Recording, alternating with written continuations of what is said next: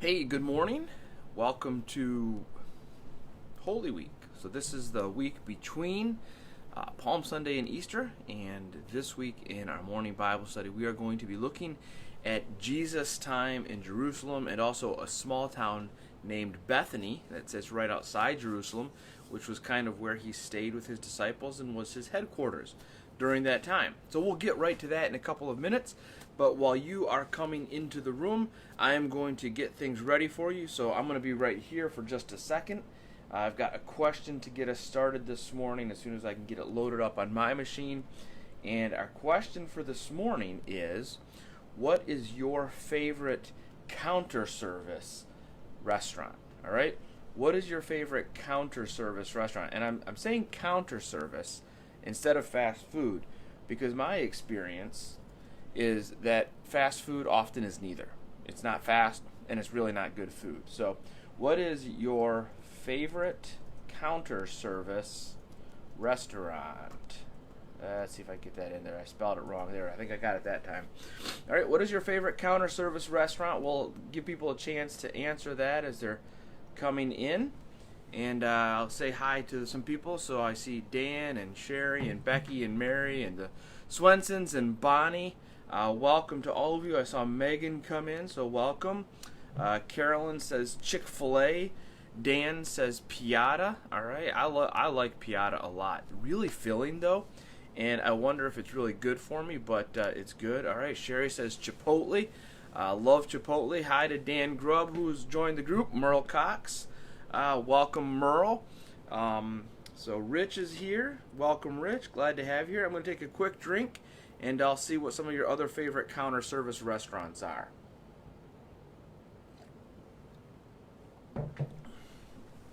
All right, so you can continue to answer that question. What's your favorite counter service restaurant? Mod Pizza. Good. That's a good one. Hi, Nikki. Welcome. Glad to see you here. And Brenda Sue, good to see you. Lisa, glad you're here. So welcome, everybody. The question we're answering right now is, what is your favorite counter service restaurant? And I explained earlier, I'm calling it counter service instead of fast food because my opinion is that most of the time fast food is neither. It's not fast and it's not food. All right, welcome Sylvia, welcome Carol, welcome Christine. Glad you guys are here. Just a second, we're going to be getting started in the book of John today, and we'll be in John chapter 12. So that's where we'll get our start as we give everybody else a chance to filter in. You might today want something to write on. So if you just want a scrap piece of paper, you can do that. Or if you're a journaler, and you can do that. If you're a Bible writer and you want to write in your Bible, you can do that as well. But we're going to be in John chapter 12. You can continue to tell me what your favorite counter service restaurants are. Even if I don't see it right now while I'm talking, I'll be able to go back in the comments later and look and see.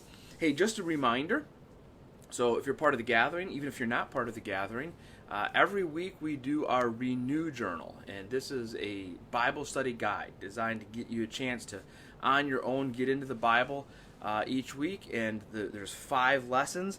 This week, the lessons correspond with Holy Week, so if you want to do the Renew Journal and you've never done it before, you can do that. I just posted a link on my own personal Facebook account, so you can go over there and get that link.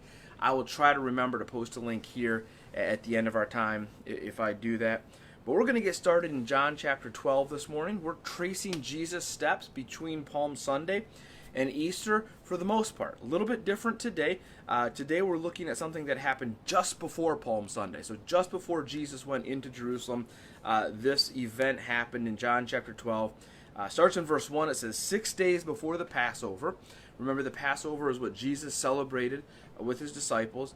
Jesus came to Bethany, where Lazarus was. And remember, Lazarus is one of Jesus' best friends, and you only have to go back one chapter to see that Jesus raised Lazarus from the dead. All right, that's in John chapter 11.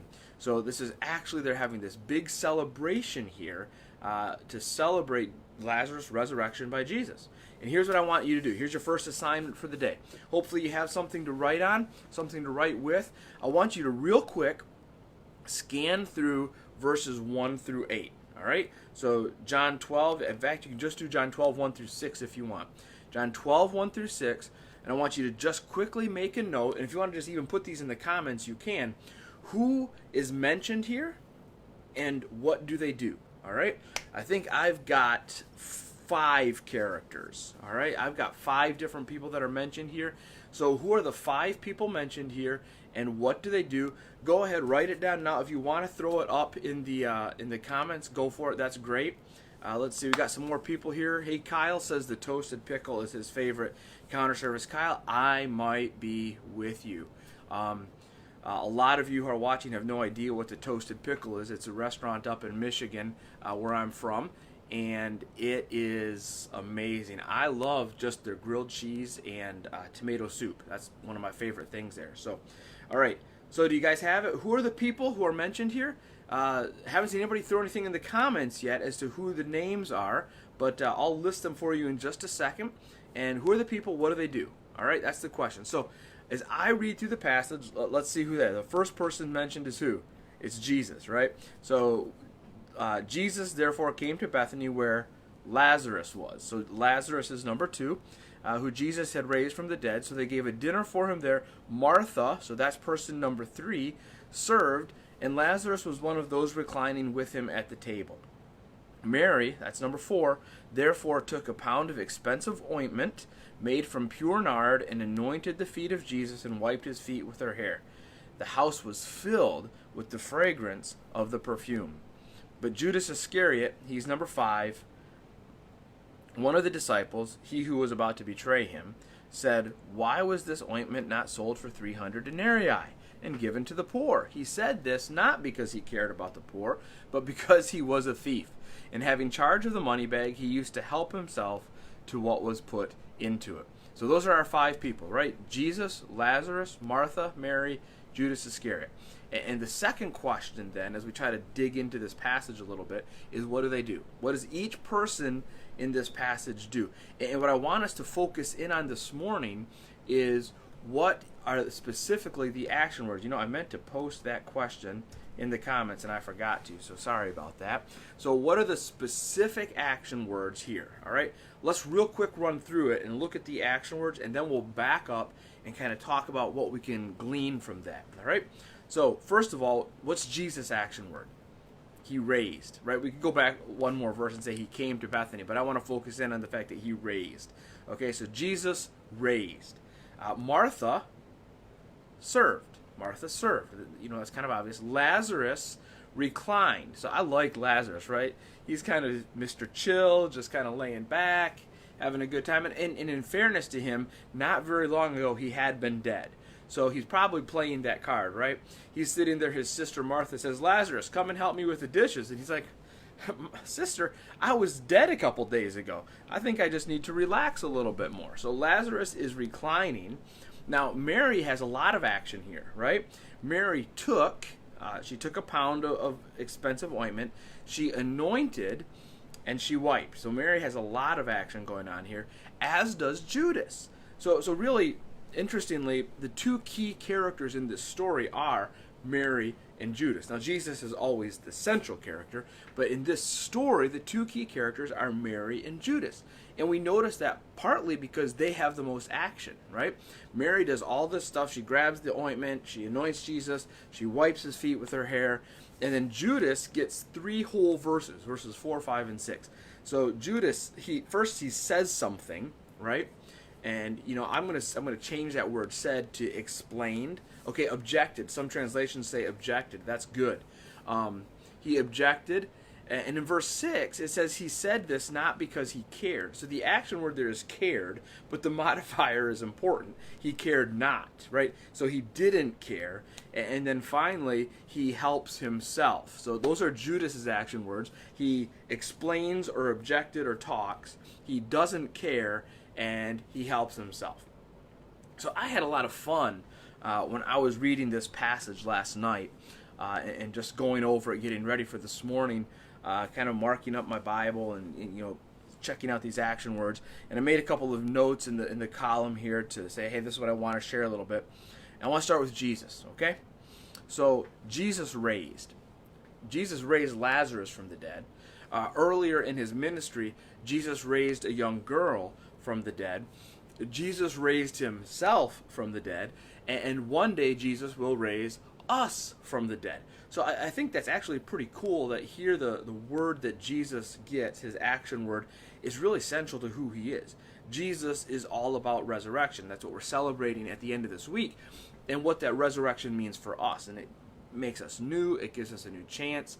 I'm working on my Good Friday message right now, and noticing that Jesus, his death does so much for us, right? His death ransoms us and redeems us and restores us and reconciles us and renews us.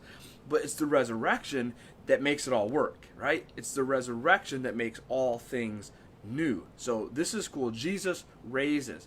So here's what I want you to see, is I want you to see how Jesus being all about resurrection impacts the lives of Martha and Lazarus and Mary. Because if there's anybody at this point in the story that believes in resurrection, it's those three, right? They've seen Lazarus come back from the dead. They know Jesus has the power of resurrection. So how does the resurrection change them? And then how do we apply that to our lives? Okay? So first of all, Martha. You notice every time we see Martha in the Bible, she's serving, right? But here again, Martha served. And I would say that, quick, easy takeaway from this, people who have been given new life serve other people, right? To serve simply means to use what I have for the benefit of others. And so if I believe in the resurrection, if I've been made new, if I want to be like Jesus, I ought to serve others. I ought to use what he has given me for the good of others. Really simple. Second one, Lazarus. So Lazarus is reclining. And one way we could say, well, so Jesus people should recline, right? They should just kind of chill out and relax. Well, you could say yes. In hard times, in difficult times, in turbulent times, relax. Jesus has this. We actually talked about that a little bit yesterday in the sermon, right? Work at what you can control. Pray about what you can't control. And maybe instead of pray, you could say relax or recline and know that God is in control. I don't want to go there today, though. I guess I just did. But where I really want to go with this is this idea of where Lazarus is reclining. Because where Lazarus is reclining is right next to Jesus.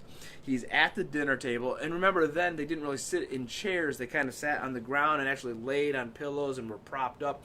And so the picture here is Jesus and Lazarus are kind of reclining together at the table. He's hanging out with Jesus. And I immediately think of John 15, right? Where Jesus says, if you want to bear fruit, what do you have to do?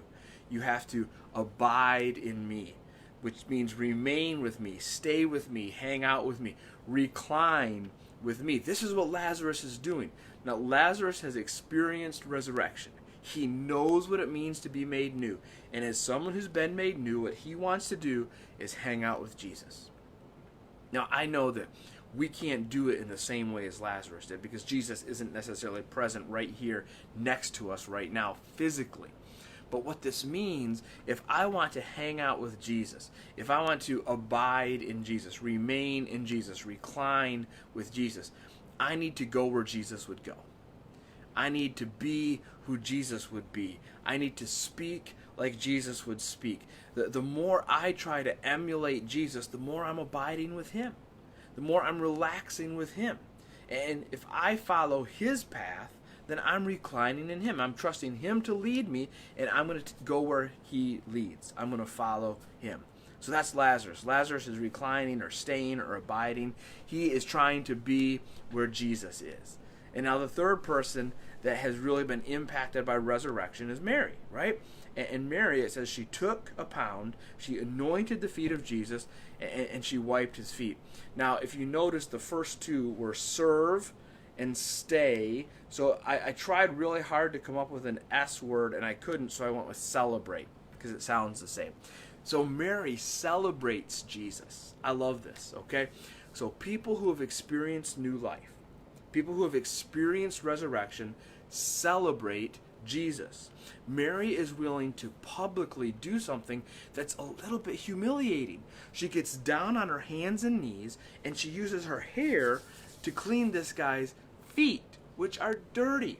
So this is a little bit humiliating for Mary, but she is happy to do it because she wants to express to everyone at this party how valuable Jesus is to her.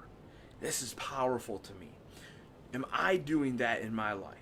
Do I go out of my way, even to the point of humiliation sometimes, to celebrate Jesus? To show the people around me how valuable he is to me. You see, people who have experienced new life, people who have experienced resurrection, celebrate Jesus. And so we all ought to find ways to celebrate him, to show the people around us how valuable he is to us. And maybe it's as simple as just talking about what he's done for us, how he's changed us. Like the blind man earlier in John. The Pharisees came to him and said, "Who is this guy? What do you know about him?" And he said, I don't know much. I'm not a theologian, but here's what I know. I was blind, and now I see. And our ability to simply say, hey, this is who I used to be, and this is who Jesus is changing me into, is a powerful way for us to celebrate him. All right? So Jesus resurrects. He raises. He gives new life. And that new life impacts each of these people differently. Martha serves. Lazarus stays. He hangs out with Jesus. And Mary celebrates, but there's one more character here, right? And it's Lazarus. The resurrection doesn't impact, or not Lazarus, Judas. The resurrection doesn't impact Judas. Why? Because Judas doesn't believe in Jesus. And so Judas is the same person he's always been. And he's kind of a bitter, awful person. He's the person who has to tell everybody else why they're wrong. That's what he's doing here, isn't it? His words are what? To speak or to object or to explain, to not care, and to help himself. So he's the guy who always tells you why you're wrong, right? Here's Mary doing this incredible act of sacrifice. She's celebrating Jesus in front of everybody. It's this amazing thing, and later on, Jesus says, hey, she's going to be celebrated forever for what she's done here. But Lazarus, or Judas in the moment says, she's wrong for doing this. She shouldn't be doing this. She should be doing something different. What she should have done is, right, he's explaining why she's wrong. I wrote this down in the column of my Bible. It says, the people who are always explaining why you're wrong. Now, do you know these people, right? Have you experienced these people? Those people that always tell you why you're wrong. You probably have. They're like Judas. The people who always explain why you're wrong don't care about you. That's Judas's next words, right? He doesn't care. So the people who are always explaining why you're wrong don't care about you. They're only trying to elevate themselves. Because that's what Judas is doing. That's what John says. All Judas cared about was what? Helping himself. All right? So the people who are always explaining why you're wrong don't care about you. They're only trying to elevate themselves. And then under that, I wrote a note to myself that says this: don't be that person, right? What a good reminder for all of us. Don't be that person that's always telling everybody why they're wrong. Is there a time when you need to confront a brother or a sister or a friend and say, hey, maybe you should think about this? Well, of course there is. And in those times, that should be done in love. It should be done graciously with kind words. But if all you ever do is rain on everybody else's parade, then you've taken the mindset of Judas, right? If all you ever have to contribute is negativity, then you've taken the mindset of Judas. If all you can ever see is the downside of every situation, then you've taken the mind of Judas. Do you see how this works? Don't be that person that always looks for what's wrong. Don't be that person that always has to tell everybody why they're wrong. Don't be that person that's always trying to elevate themselves, because that's the mind of Judas. Let me sum all this up. Judas cares only about himself. Jesus, Martha, Lazarus, Mary, they all care about someone else in this story, right? Jesus resurrects. That's for everybody. Martha is serving. She's got other people's needs in mind. Lazarus is hanging out with Jesus. He's much more concerned about what Jesus wants than what he wants. Mary, she doesn't care what anybody else thinks. She wants to honor Jesus. You see, when we've got the old mindset, we care about ourselves. When we get the new resurrected mindset, we care about others. So what a great challenge for us today from this story from Jesus' life. To pay attention to the people around us. Look for opportunities to serve them.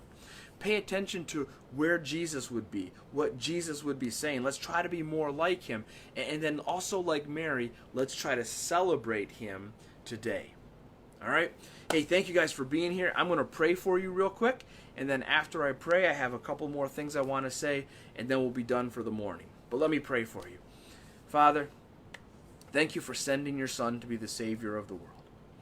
And as we celebrate this week, his final days before the cross, help us to see him in new ways, in fresh ways, that inspire us to be more like him. Father, we want to be children of yours who represent you well in your world. Help us to take the mindset of Jesus, not the mindset of Judas. Help us to serve those around us. Help us to stay close to you. And help us to celebrate all that you've done. Father, thank you for my friends, and wherever they are this morning, I pray that you would fill their hearts with hope and peace. And as we enter another week of being distant physically from one another, help us to continue to connect to each other in every way that we can find, so that by being connected to one another, we'll be connected to you. Thank you for the great confidence we have that you are in control, you know what you're doing, and you have a great plan for us. In your name, amen. All right. Well, hey, we'll be back again tomorrow and continuing to look at some of Jesus' experiences in Jerusalem and in Bethany during his last week before the cross. If you're part of the gathering, remember we got lots of things going on this week at our Facebook page. Thursday night during our live prayer time, we'll be having communion. Because that's the night that Jesus celebrated Passover with his disciples. So there's some things that you can get ahead of time to prepare for that. In fact, Thursday morning, there's going to be a video helping you prepare your bread if you want to do that. So check our Facebook page. I think the lists have already been posted as to what you need.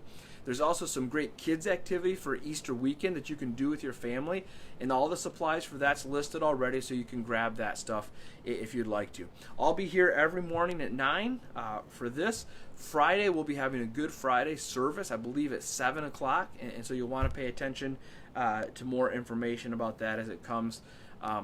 Hey, if you need anything, if you're part of the gathering, or if you're in the Dayton area, let us know. We would love to help you out with that.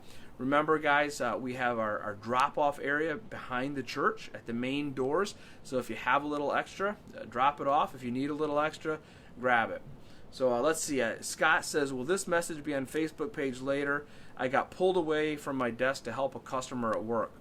Boy, Scott, you need to get your priorities straight. No, I'm just kidding. Yes, it will absolutely be on Facebook later, so you can check it out there.